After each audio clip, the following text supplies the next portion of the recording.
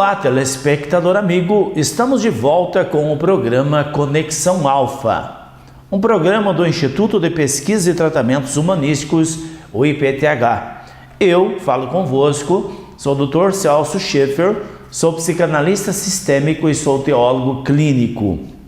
Sou um dos fundadores do IPTH, fundado dia 2 de agosto de 1992.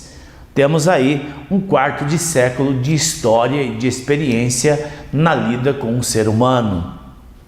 No IPTH, nós tratamos do equilíbrio energético que causa a depressão, que causa o estresse, o pânico, a síndrome de morte, pulsão de morte, toda essa linhagem de desequilíbrio é olhado por nós no IPTH. Trabalhamos, como disse anteriormente, há 25 anos, beneficiando o ser humano. Hoje eu quero falar sobre um e-mail da dona Solange. A dona Solange de Oliveira, não diz a cidade, ela nos escreve fazendo uma pergunta. Dr. Celso, a minha filha é perturbada espiritualmente. Ela não tem controle e de vez em quando ela surta, mas não é mais ela. Ela muda o semblante, muda a voz e quer bater e bate em quem estiver perto. Quebra tudo dentro de casa. Nós não temos móveis dentro de casa. O último que tinha era o sofá e quando ela estava surtada, ela quebrou. Doutor, o que é isso? A medicina diz que ela é esquizofrênica. As religiões dizem que ela está encapetada. E o senhor, o que diz sobre isso? Puxa, dona Solange. Então, eu não posso dizer nada. Não digo nada porque eu não sei qual é o problema da sua filha. O que eu sei é que todas as pessoas, inclusive eu, está sujeito a ter influências espirituais que saiam do controle. Agora, é muito vago eu dizer isso, que a sua filha está com um problema de ordem espiritual. Agora, o e-mail dela é extenso, bastante amplo.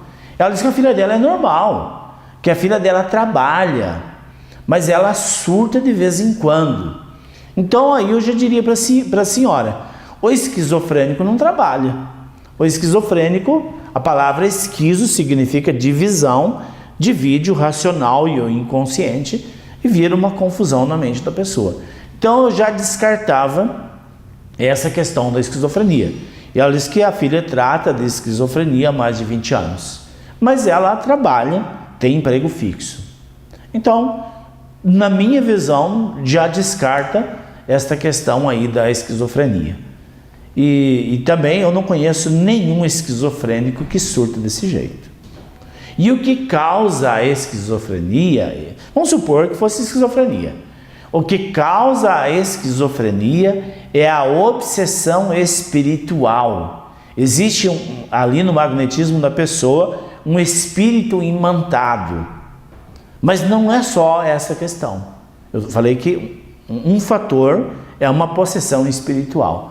A segunda é a obsessão por uma personalidade múltipla. É o ego dissociado. Isso aí acontece provavelmente quando, se for o que eu estou falando, estou dando um exemplo. A personalidade múltipla é parte do nosso ego que dissociou em vidas passadas. Vou dar um exemplo.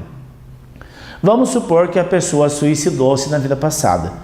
Então aquela área do ego perverso que atentou contra a vida dissocia da estrutura do ego, do encéfalo do ego. E a alma leva consigo as experiências e aquela parte do ego dissociado fica pairando no cosmos. Quando a pessoa volta pelo processo sagrado da reencarnação, fecunda no ventre da mãe, está crescendo e daqui a pouco aquela personalidade dissociada vem e acopla. Pode ser também uma questão de personalidade múltipla perturbando o filho, sua filha. É parte dela mesma conflitando com ela mesma. Isso é muito comum acontecer e a gente vê isso diariamente lá no IPTH. Então, assim, nem tudo é espírito, tá? Nem tudo é demônio, como a senhora que usou essa palavra. Demônio, eu não uso essa palavra. Eu não acredito em 25 anos de experiência no campo mental, trabalhando com as mais variadas linhagens de obsessão espiritual, nunca encontrei um demônio na vida de uma pessoa. Não existe, isso é mito religioso. O que tem sim são espíritos humanos treinados para a maldade, mas são filhos de Deus como nós. E quando nós vemos assim, fica mais fácil de lidar. Então, descarta então também essa questão do capeta, né? Pode ser uma obsessão espiritual. Ou pode ser também, estou falando da esquizofrenia, uma ressonância tratada por Bert Hellinger, o pai da visão sistêmica no mundo, como um cripta. Bert Hellinger diz o seguinte: cripta é uma morte encoberta. Vamos dizer que o bisavô matou um homem por causa de brigas de terra e escondeu o corpo para não ser preso. E esse corpo ficou oculto. A segunda geração, depois desse tipo de morte, já pode desenvolver a esquizofrenia. Então veja, existe no mínimo 10 razões, 10 ou 12 razões que eu conheço. Estou falando daquilo que eu vivo no meu dia a dia que pode causar uma esquizofrenia. Então pode ter aí um pano de fundo de um desses na sua filha, mas não necessariamente ela é esquizofrênica. Tem um comportamento esquizofrênico, movido por uma dessas razões que eu lhe falei, ou talvez outras. Nós não limitamos nunca o inconsciente da pessoa, porque ele é limitado. E também ela estava falando do capeta, né? Ou da esquizofrenia. Então ela pergunta: e o senhor o que diz desse caso? É o que eu estou lhe falando. Eu não acredito, até hoje eu não encontrei nenhum esquizofrênico de fato. Todas as pessoas que eu tratei, que eu ajudei a equilibrar energeticamente, eu não gosto de falar a palavra tratar, que eu ajudei a encontrar o equilíbrio energético, tinha como pano de fundo uma obsessão espiritual ou uma personalidade múltipla ou uma morte encoberta na família. E quando nós encontramos isso dentro do contexto mental da pessoa, nós temos aí um mecanismo de encaminhar isso para os devidos lugares e o equilíbrio volta na pessoa. Ela volta a ficar equilibrada.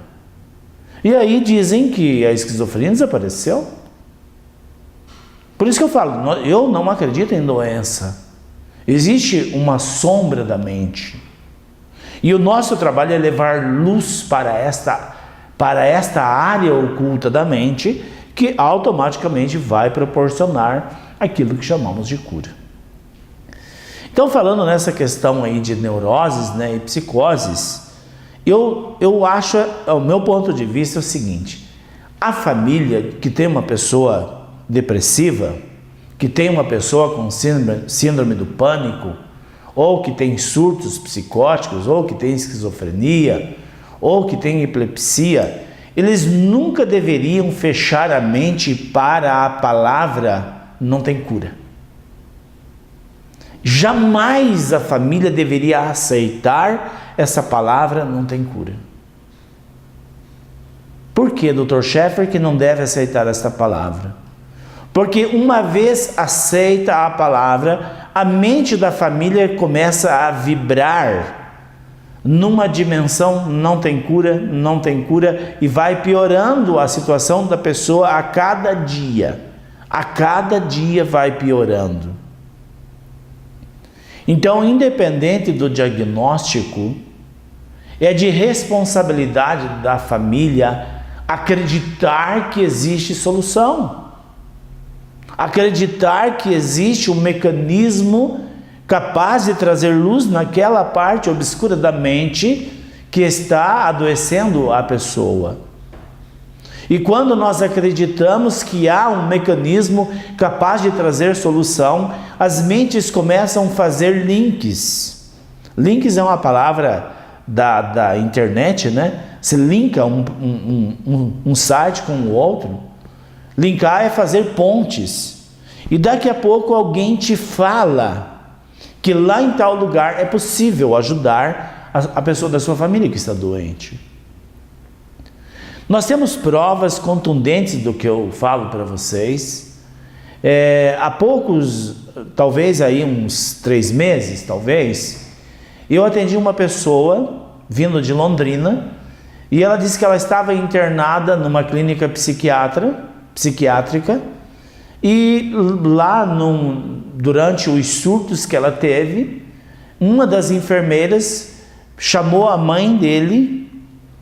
A mãe é um menino, um rapaz, né, de 30 e poucos anos, chamou a mãe e disse: olha, o seu filho deve ser tratado em outro lugar, o seu filho não tem problemas psiquiátricos, ele tem problemas espiritual.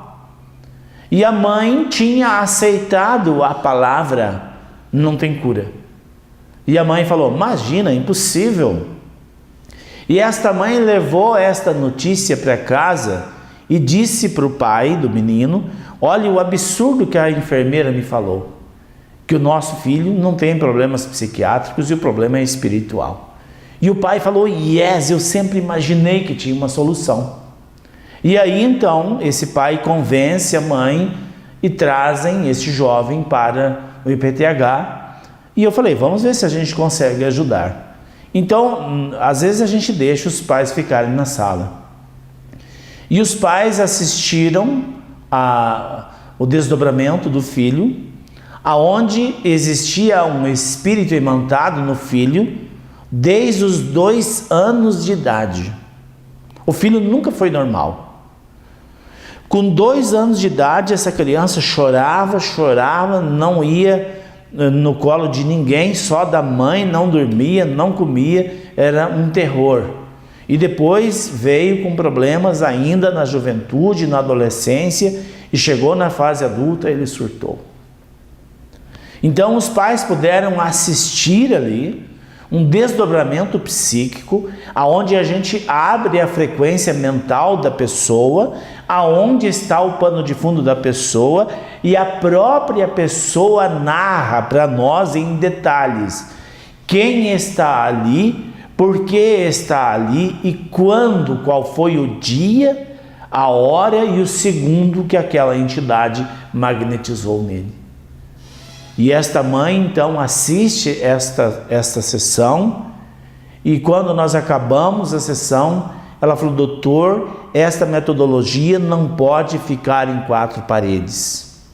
O que o senhor tiver de material de divulgação, eu quero levar, porque eu conheço centenas de mães totalmente cegas e desesperadas pelo diagnóstico que não tem cura. E aí essa mulher, na euforia, né? Porque imagina, uma mulher com um filho de 30 e poucos anos, deu trabalho a vida inteira. Agora ela vem, traz o filho numa sessão, o filho volta a ser o que ele era antes. Porque ele tinha momentos de sobriedade. E essa mãe então veste a camisa da nossa instituição e divulga na sua cidade, no seu bairro, leva panfleto, pediu autorização e ela mesma mandou imprimir os panfletos para distribuir lá na sua cidade, lá no seu bairro em Londrina. Então vejam, gente, por que eu estou falando isso? Porque todo sofrimento tem um pano de fundo, todo sofrimento.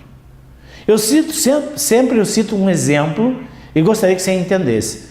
Eu estou aqui na televisão no 12º andar. Imagine a estrutura para segurar esse prédio em pé. E quanto maior o problema, maior é a estrutura de base. Mas todos os problemas podem ser resolvidos a partir do momento em que você remover o pano de fundo. E o pano de fundo não está fora de você, está em vidas passadas, está na ancestralidade, está na primeira infância, está na sua gestação, está em algum registro da sua mente. Se precisar de ajuda, conte com a gente. E eu volto na próxima oportunidade. Um grande abraço a todos.